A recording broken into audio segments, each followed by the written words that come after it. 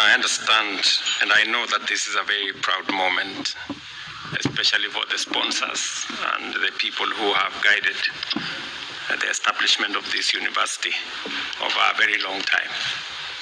I think 15 years or thereabout is not yesterday. So again, from me, congratulations to all of you. Distinguished guests, ladies and gentlemen, today is a landmark occasion, not only for Gretsa University, but also for our nation's continuing journey towards excellence in higher education. Education is far more than the transmission of knowledge. It is the engine that shapes thinkers, innovators, leaders, and problem solvers who, in my opinion, will secure Kenya's future. In this mission, private universities occupy a very special and critical space. They widen access, introduce flexible and industry-aligned programs, and enrich the diversity and dynamism of our higher education ecosystem. Since welcoming its first cohort of degree students in 2006, Gretsa University has demonstrated steady and impressive growth in academic stature, the breadth of its programs, and in its contribution to national development. To date, the institution has hosted 13 graduation ceremonies and produced more than 8,500 graduates in degree, diploma, and certificate programs. These men and women are now distinguished contributors to Kenya and to the world, underscoring Gretsa's commitment to quality, relevance, and service. I remember that when I was Minister for Education in 2010, I think, among the issues that were on my table that time was, number one, the fact that many students had to wait for 2 years to be able to join university. And in the process of 2 years, many students compromised their journey in education. Many got married, others went to do other stuff, and it began to be a drain on our education system. And I remember I had to make the difficult decision then to orchestrate a double intake, which put a lot of strain on the resources that we had that time. But it had to be done. And I'm very proud that today, no student in Kenya has to wait for 2 years to join university. Not even those who join Gretsa University. I remember then also that the second item that I had to deal with when I was Minister for Higher Education was the issue of technical education. We had a very difficult choice to make, because it was always, technical education was considered secondary. Many people who joined polytechnics, TVETs, they were considered students who did not do very well. And therefore, it was even much more difficult, much more expensive rather, to go to a TVET college than the university, because while we supported university education with scholarships and subsidized the university education, technical education was not satisfied, was not subsidized. And therefore, again, I had to make the difficult decision then to align technical education with formal education. And again, there was a very big debate. I remember Professor Ogot, then he was Vice Chancellor of Moi University, writing a very long piece on the newspaper and saying how I was going the wrong direction and that I was trying to elevate plumbing and carpentry and all to the status of a university. But today, again, I'm very proud that we have all realized that STEM is the space where we are going to get the leadership of the future. That's where we're going to generate engineers, that's where we're going to generate the scientists of the future, and that's where we're going to generate all the people who will not only acquire knowledge, but apply that knowledge in a much more practical way. And that now Waziri has the easy task of progressing that. And I'm happy, Waziri, with what you're doing, progressing it now to more industry-based training. And today, I remember then we only had, I think, 13 technical training colleges. When I became Minister for Higher Education, we escalated that. And in the last, I think, 15 years, we have grown technical training colleges to now 254, I think. And we have moved the students. We have moved the students from almost 89,000 in 2013. Now we are at 700,000. We have actually, in the last 3 years, we've moved the number of students from 380,000 to now 700,000. Again, it builds into the whole space around education. We must be minded about access, affordability, relevance. You know, this is where I want to encourage the Gretsa leadership to keep the focus on accessibility, on relevance, because sometimes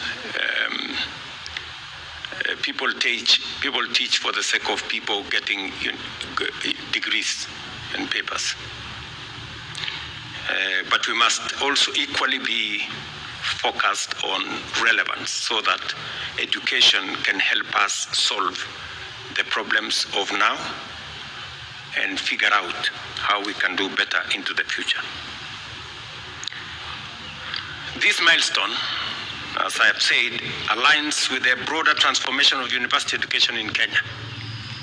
As of 2025, our country boasts 82 accredited universities, 45 public and 37 private. With today's ceremony, Gretsa becomes the 31st private university to receive a full charter, further reinforcing the central role private institutions play in expanding access and cultivating work-ready graduates. The word of this charter is above all a celebration of partnership, government and private sector working together to ensure high standards, broaden opportunities, and train graduates who contribute meaningfully to national progress. Gretsa University stands as a compelling evidence that collaboration delivers results. Congratulations to the sponsors of this great institution. I know it's quite a proud moment for you. In 2029, universities will admit the first cohort of competence-based education and training graduates. The government of Kenya is fully committed to ensuring that institutions, curricula, and faculty are ready. Universities must therefore embrace new pedagogies, practical learning models, staff retooling, and lifelong learning to make this transition successful. I say this again because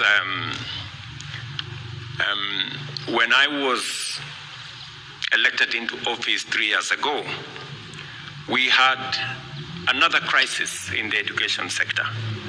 We had three fundamental problems. Number one, we had a chronic teacher shortage. Number two, we had a competence-based curriculum that was misunderstood both by parents, by teachers, and by even learners.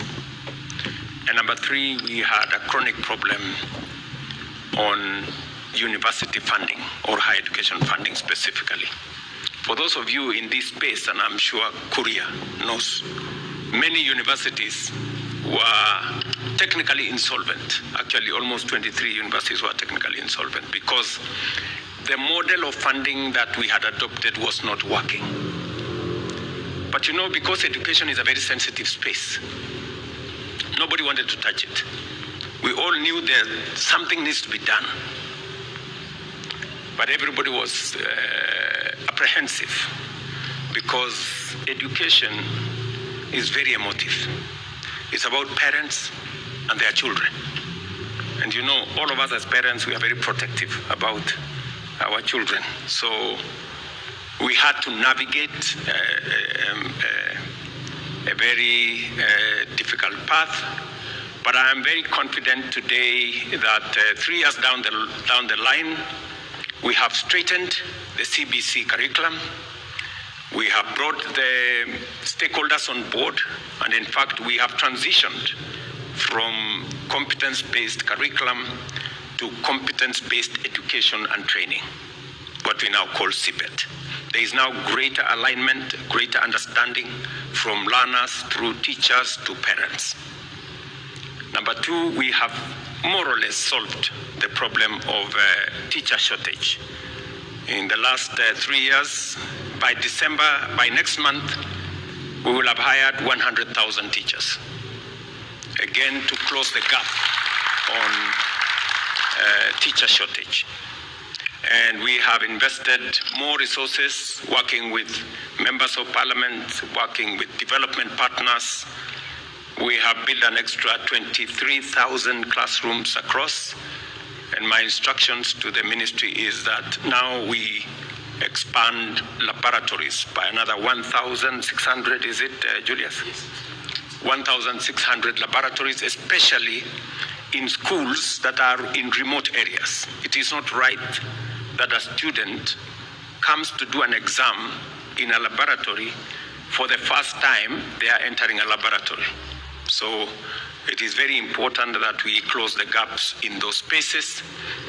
And number three, we have now changed the university funding model.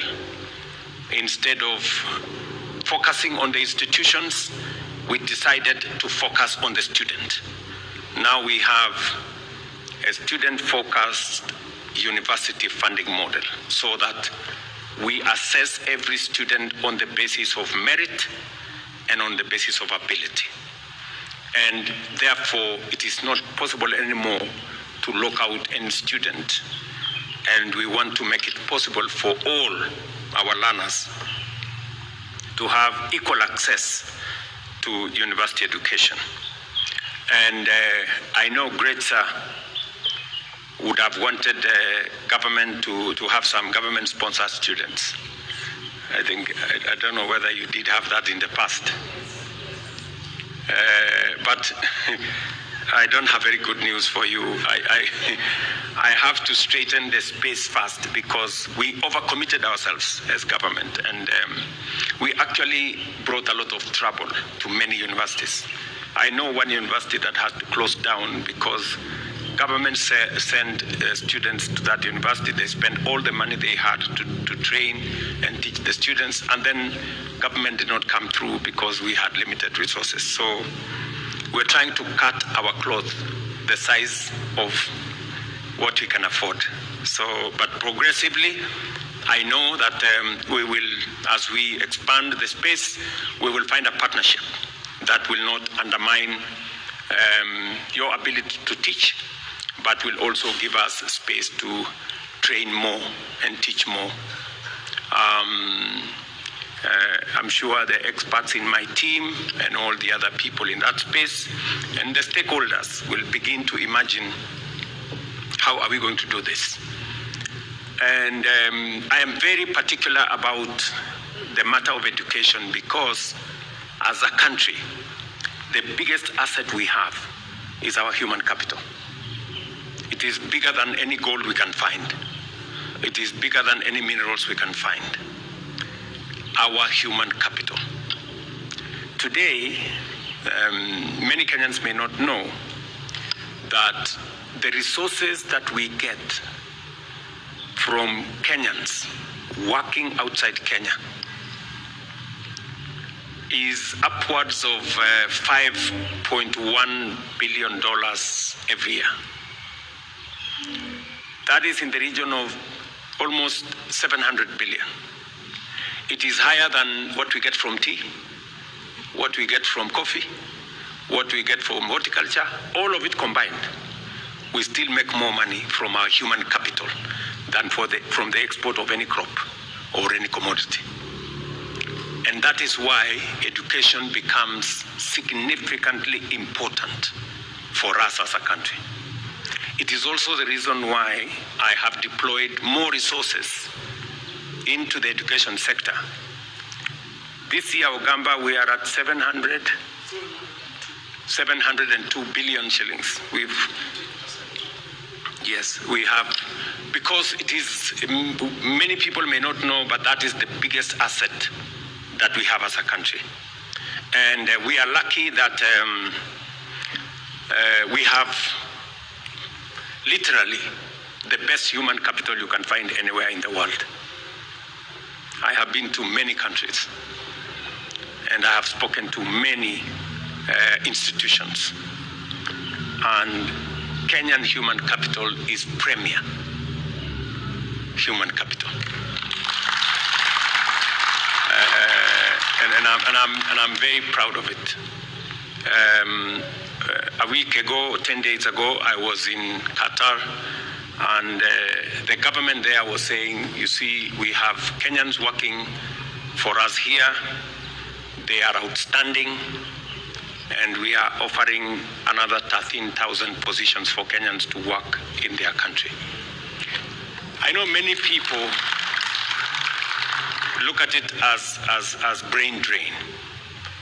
And in my very honest opinion, I think it's not brain drain, it is brain gain. Because the more Kenyans work outside, the greater the exposure they have, and the more they bring back to our nation. The experience they get outside there, the knowledge they get outside there, the transfer of skills that comes as a result of Kenyans who work outside, the work ethic that comes with it informs what we do as a country. And much more importantly, it is a resource that we have as a country that we are happy to share with the global community. We are lucky that Kenyans speak some of the very best English in the whole world. I think there are Kenyans who speak better English than the English men and women themselves. Certainly we speak better English than all African nations. If you listen to other people speak, I don't want to mention which ones, you will not know whether they are speaking English. And so, because we have a great human resource, we are proud to share with the rest of the world, and in the process, use it as an asset to develop our own country. This morning, I was having a conversation with companies that we have agreed with to build with us the road from Rironi to Mau Summit, which is starting in the next week or so. And the conversation I was having with them is on skills transfer. We are putting up the largest road infrastructure under a private-public partnership, the first, the largest in the Republic of Kenya. And we would want expertise that will help us in going into the future for us to be able to do this with our own human capital. You know, when I was Minister for Higher Education, many people thought plumbing is a job for, you know, people very down there. Until we built the SGR. You cannot believe it. We imported plumbers to come and do the SGR. Plumbers.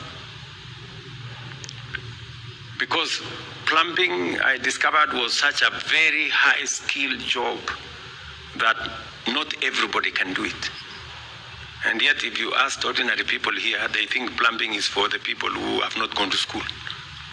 You know, so there is a lot that we have to rethink as we drive our education system. And therefore, I want to encourage Gretsa University, as I do all our other universities and institutions of higher learning, to invest more in research, to get us better professionals, to build, you know, partnerships and collaboration across the world so that we can up the knowledge that we transfer to our students. We can improve on our skills, and we can improve on our professional and all the other skills that we need. Ladies and gentlemen, I urge all universities to integrate artificial intelligence into their teaching, research, and institutional operations. I commend the Ministry of Education for developing a national oral policy that will guide structured, high-quality online learning across all our universities. Research and innovation must remain the foundation of our universities. Institutions must bridge the gap between theory and practice so that their graduates become job creators, innovators, and central actors in Kenya's industrialization and economic growth. To the founders, Chancellor Kibathi Mbogwa, Vice Chancellor Peter Ndishu Karanja, and the entire leadership, staff, and students and alumni. Thank you for your dedication and integrity. Under Dr. Mbogwa's visionary leadership and Dr. Karanja's dynamic stewardship, Gretsa has upheld its promise of excellence, relevance, and service. To the students of Gretsa, and it's unfortunate I'm told there is a graduation tomorrow. I wish I would have made it to the graduation, but I have now an invitation to come to one of the ceremonies, and I look forward to... were you serious about the invitation? You know, some of these invitations are formalities, just so that you look good, but you don't mean it. Yeah, you're serious, right? So if you're serious, I'm sure you will send a letter to me, and we will handle it. Simon here, Deputy Comptroller, comes from Moranga. You can even give him by hand when he's coming from home. So to the students and of Gretsa University, seize every opportunity, learn with intention, nurture your talent, sharpen your curiosity, and prepare yourselves to lead, to innovate, and to solve the problems of the present and the future. Your education is the anchor upon which Kenya's future will stand. Strong universities build strong communities, strong industries, and a strong nation.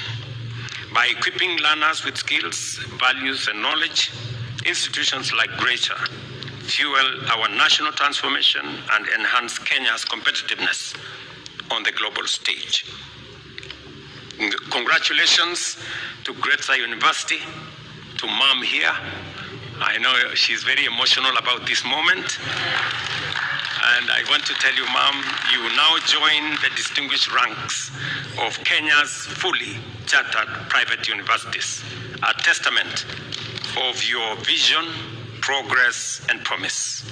May your future be defined by academic excellence, groundbreaking research, and graduates of character who will build our nation. Thank you very much, and congratulations again.